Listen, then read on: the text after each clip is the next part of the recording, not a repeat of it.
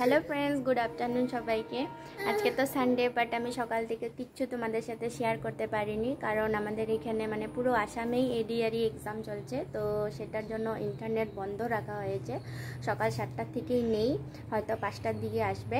তার জন্য কিছু শেয়ার করা হয়নি তোমাদের সাথে। আর এখন আমি যে ভিডিওটা করছি সেটাও হয়তো তোমরা পরে পাবে, হয়তো নয়, যখন ইন্টারনেট আসবে আমি তখনই ভিডিওটা শেয়ার করব।